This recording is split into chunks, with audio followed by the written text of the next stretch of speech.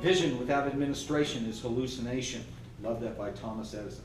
As a leader, you must be able to see the future. Okay? I just said that. You have to be able to see the future. Because if you can't see the future, then you don't know how to prepare. You don't know how to get yourself ready for what's coming. And so, as a result, because my head is down and I'm in worker mode, I'm just getting the stuff done that's right in front of me, putting out fires. You probably know what that's like. Just putting out fires. Then all of a sudden, something comes out of the blue. Bam! And hits me. So where did that thing come from? Okay, well, I'm just going to work through it. Okay, we're going in there. Bam!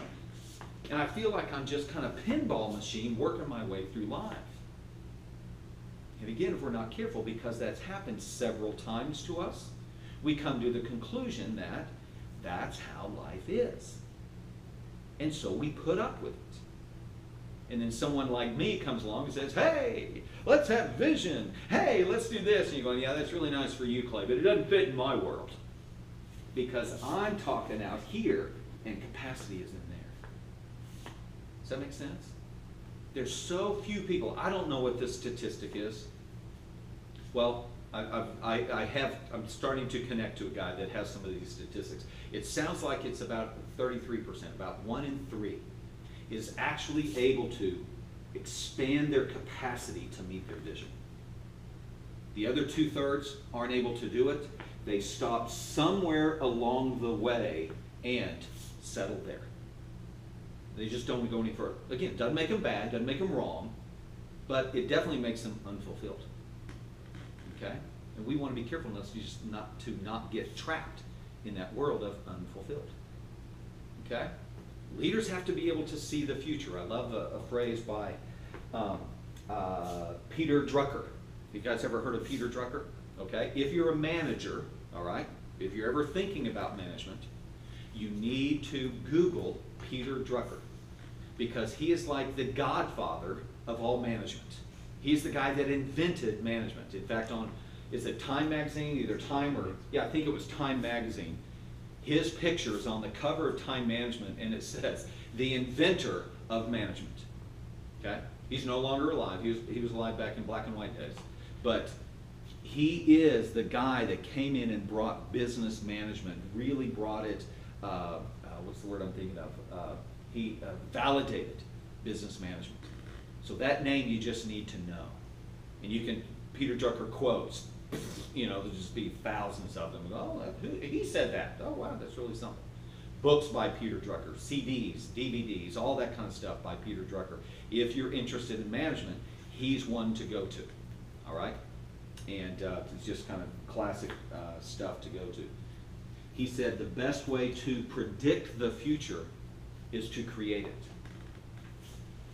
The best way to predict your future success is to create it. Rather than sitting here going, oh, I hope it happens. Oh, I hope it happens. Let's go make it happen. Well, I'm too busy. I can't get that done because of this, and that's just too much. I don't have time. It's like, if you can't see it, you can't achieve it. And if you can see it, but if your mindset is still too small, you won't be able to achieve it. It'll crush you. It'll just lead you to more and more frustration. Why? And you'll start getting mad. All right, that would be me.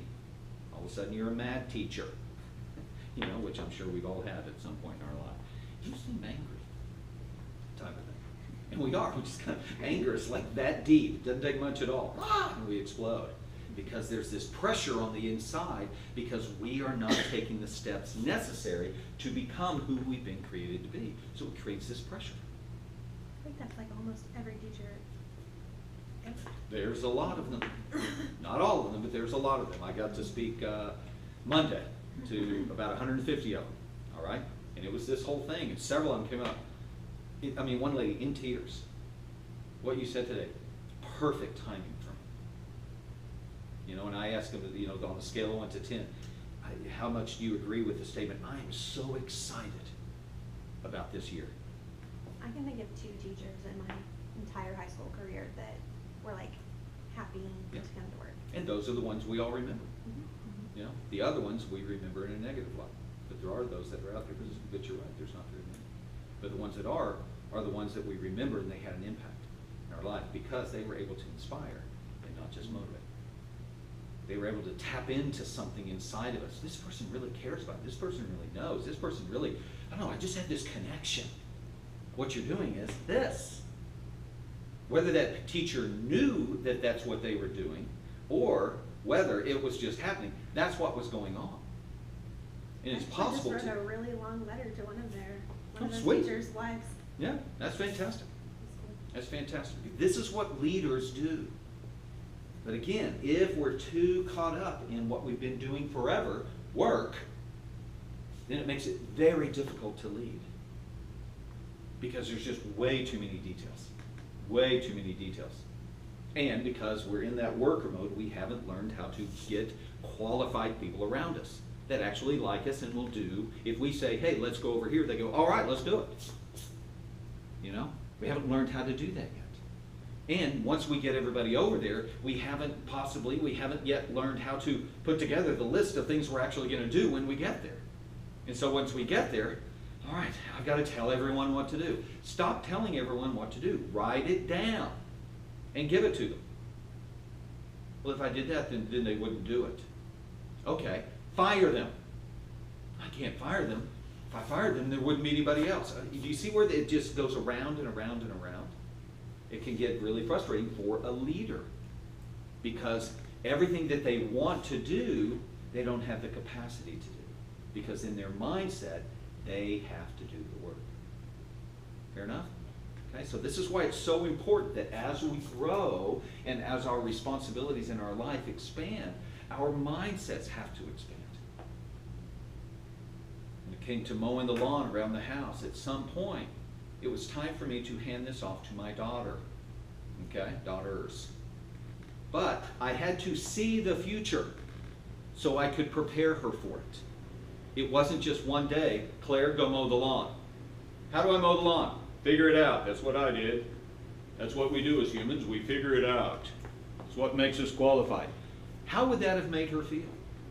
Terrible. She'd have gone out there and broken the mower, just like I did when I was a little kid, when my dad said, go mow the lawn. I didn't know what the heck I was doing.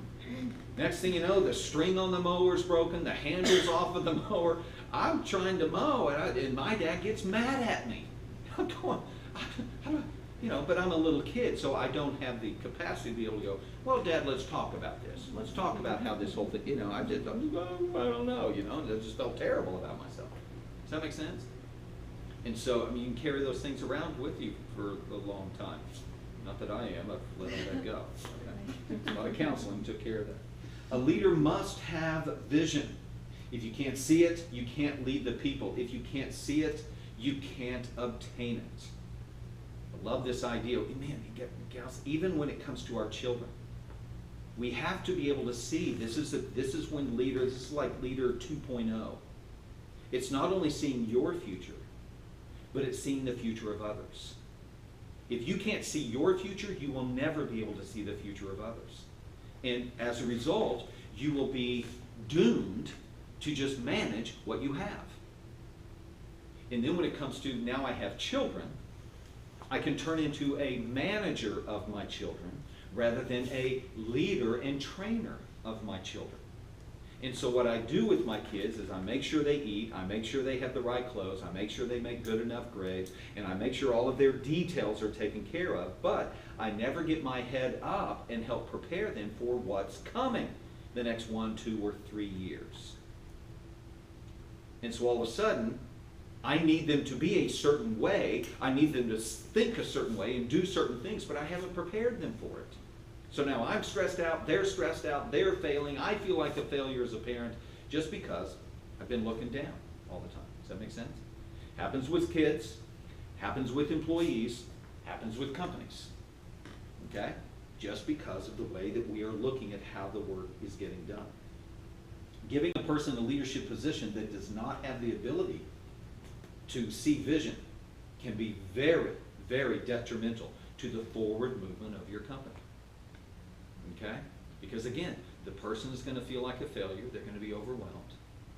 The people around them are not going to be led well, so you're moving really quickly to that 8 out of 10 people being disengaged. The entire forward momentum of the company begins to slow down. That was my attempt to go slow motion. So I'll pick that up. All right. And it's no longer, it's not what we started. It's not what we wanted. It wasn't the vision that we had when we first started out. Workers in leadership get overwhelmed with all of the work and they feel isolated. They can get mad at people because they don't work as hard as they do. Anybody know what I'm talking about there? Just go figure it out. How come, do I have to tell you everything? Evidently. Evidently, you got to tell me more than you have. You know, then all of a sudden we're going back to that train, transfer, terminate. Okay, we've taken you through the training. We have a system of training that's really good. It's worked over and over and over, but with you, you're not picking it up quick enough. So we're done here. See ya. Because we've got somebody, as soon as you go out that door, we've got somebody else coming in this door because we put together, through management, we put together a really good system. I think you guys are doing some interviewing, right? Coming up, group interviews. We've set up that system. Did a group interview 2 days ago with one of my clients. Had 13 people come through the group interview, not a single one of them. Nobody was qualified. And I didn't even look at resumes. I'm just looking at humans. First impression. No, everybody out. That yesterday. Yeah, the meeting lasted 15 minutes. I look at the owner. He's looking and he's going, well, maybe there's a couple. I said, okay, stop right there. You said maybe there's a couple. Either there is or there isn't. If you say maybe, that's going to slow things down. Because you're going to bring them in, you're going to wait for them to change, and they're not changing, but you're going to just a little bit longer. Just a little bit longer, and it's going to suck your culture. It's just going to, it's going to be terrible. So either it is or it isn't. So it's not. So it's okay. We've got a system in place. We'll throw the net out again. Bring them in next week. Bring in a new group. Bring in a new group. Bring in a new group. Boom. Found one. And they can get in. They can get up to speed really quickly because we've had good management systems put in place. That makes sense? Just makes things work so much better. Okay? I like that volleyball girl that you were hiring. That's how I had to remember your name first time. There you go, that volleyball. Remember who you were. I mean, That'll work. hey, it worked. Yeah. This next piece, team builders. Team builders that are put into leadership positions will struggle with holding people accountable to produce. People will feel really good, but production is low. Things aren't getting done the way they need to get done because that manager doesn't want to confront, because I've kind of built the relationship and I don't know that I can now tell them to do things, because then they'll think, and does that make sense? It just gets dramatic and hard and stuff like that. Next of all, managers in leadership positions struggle with new thinking and flexibility. Hey, the market's changed. Hey, things have changed. Things have just changed in the world. We're going to do something different. We fear change. Managers want to just dig in. Because in a manager's mind, which I love, this is why I hire managers and why I put managers into place, because this is what I want it to look like every single day. I'm going to go away for a while. I want it to look like this every single day while I'm gone, and when I come back, I want it to look like this. A manager says, no problem, I got it. I can make it look like this all the time. And then all of a sudden you come to a manager, or you put a manager in a leadership position, and you tell the manager, all right, I want you to come up with a new picture. I want you to come up with a new way of doing things. I want you to come up with a new thing here. It's like you're handing them a blank canvas. And a manager looks at that blank canvas and goes, oh, I have nothing. Tell me what to do and I'll go do it. Don't give me a blank canvas. I don't know what to do with that. Okay? Now, can you learn what to do with that? You can, to a degree. You can learn what to do with it. Okay? You can learn what to do with it. All right?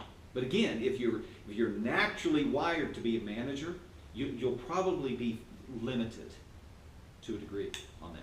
Just like visionaries, even though they can learn management, they will have their limits, or they can do it for a certain amount of time, and then it's like, I'm sweating over here. I can't breathe, and I need to find that good manager that's around me. So where do you fit in here? as you guys begin to identify with each of these mindsets, I'm sure there have been moments where you have felt each one of these. You have probably also had moments of where you have felt the pressure of being in a certain position with a certain responsibility, but your production mindset has been in a different place. So what I'd like you to do is just take a moment, put them in order. Where do you go? Now, and the best way to do this is under pressure. Under pressure, where do you go? Because when everything's fine, oh, I'm a leader, no problem. When everything's just fine. But under pressure, this is where I tend to go in my mindset.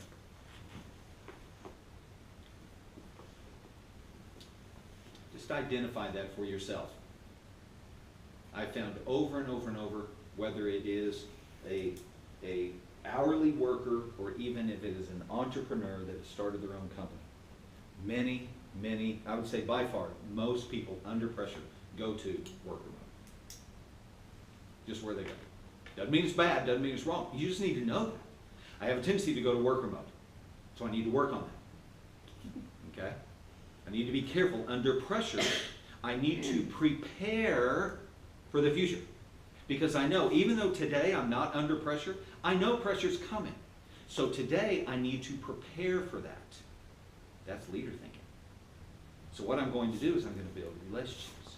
Because I need to have people that I can trust to come and go with me. So I'm going to build relationships for a little while. Along the way, I know that I'm going to be putting some things on people a little too soon. But I don't have any choice. I can't wait for another 6 months to build relationships before I give people things to do. Excuse me, but what I'm going to do along the way is build the relationships.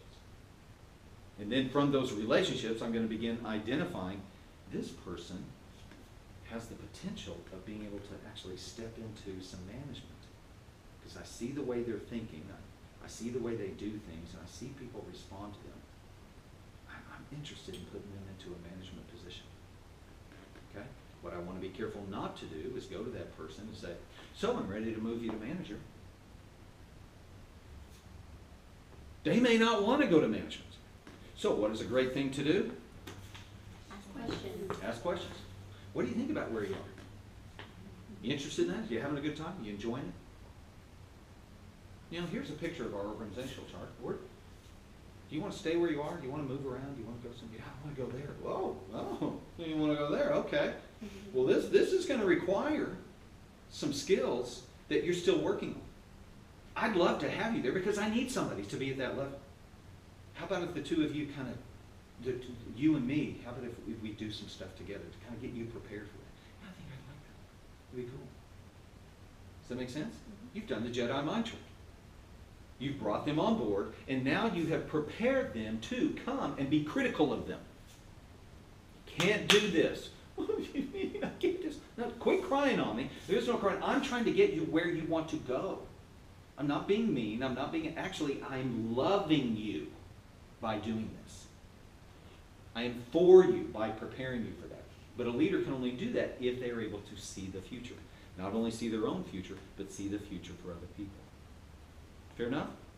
So it's a great spot to be. Leadership is a great spot to be. But if we get to the leadership area without having, I feel like for me, I grew up in a leadership family. And so I saw leadership all over the place, and I loved it as a little kid because for me, leadership meant control. All right? And so I stepped into leadership positions before I learned how to do the work. Okay? I know. That was dangerous. So now I'm whipping people because I don't want to do the work. Okay? That's kind of tough. I stepped into leadership positions before I knew anything about management. So once again, it made me an angry leader because I didn't want to do the work. And if you didn't do the work and I didn't want to do the work, what are we going to do? I ain't going to do the work. So I'm going to come down harder and harder on you, Christina, until eventually you quit. And I'm going to blame it all on you. Does that make sense? I'm not going to blame it at all on my management skills. But I was a good, well, so that was some of my limitations that I had. So, action steps from here. If you found yourself on a certain level, the next step for you is to begin to prepare yourself and your mindset so that under pressure the next time you function at the next level. Whether it be at home, whether it be at work, whether it be anywhere across your life, relationships that you have, that you begin to prepare for that next level. If you found yourself at a worker level, how do I prepare myself to be that team builder? I need to begin to build significant, or build, not significant, but build strategic relationships.